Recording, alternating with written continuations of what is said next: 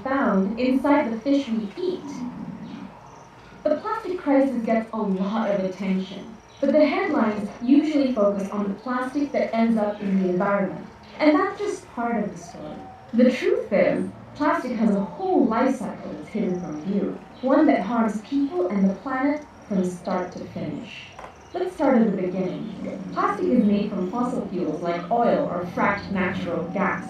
Extracting those fossil fuels and turning them into plastics creates a lot of pollution. Pollution that most often affects marginalized communities nearby. As we've gotten better about using less oil and gas to power our lives, the fossil fuel industry found a lifeline in plastics. In fact, oil and gas companies are doubling down on plastic production, with plans to build or expand over 300 petrochemical plants in the US alone by 2025. But these companies already produce more plastic than we can use. So where's all that plastic going? A lot of it's flowing into new markets, in places like Asia, Africa, and Latin America. Because more than any other product category, plastic isn't driven by the demand for it, but by the supply.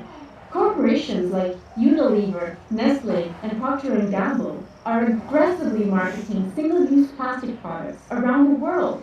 These companies go to places like Indonesia, where I live, and push their products onto communities that just aren't prepared to deal with all that plastic.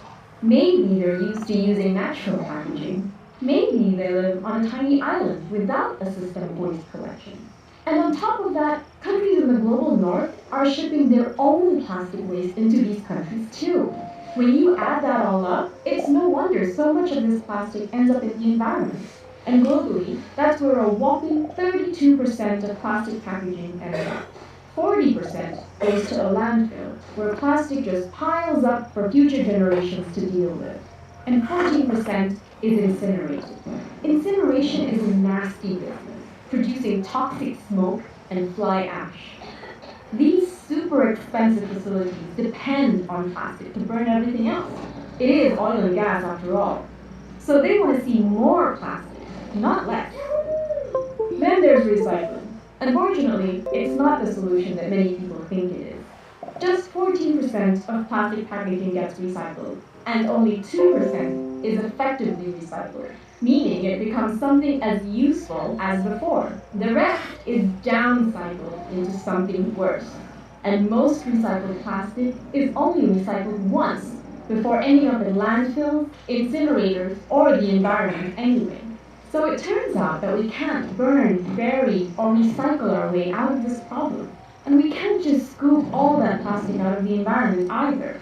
That's like trying to bail out a bathtub with a teaspoon while the tap is on full blast. So how about we turn off the tap by shutting down the plastic machine? That means passing policies that create systemic change, like phasing out the single-use plastics that pollute the most, ending the fossil fuel subsidies that are fueling big plastic, and holding companies responsible for the plastic waste they create. That's how we can achieve our vision of a zero-waste future, where all of our products and packaging can be reused or repaired, effectively recycled or composted, and ultimately how we create a sustainable, circular economy that works for both people and the planet.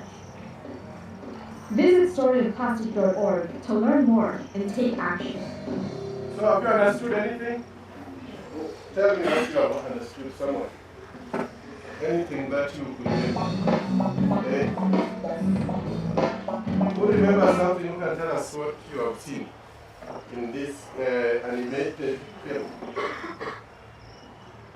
Don't be afraid. I start from here. What have you seen? Now be ready, I'm coming.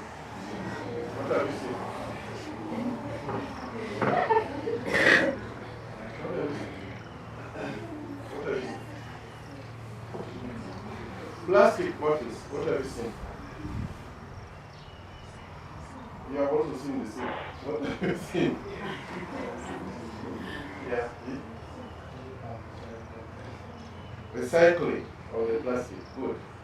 Something different? See? industries that are producing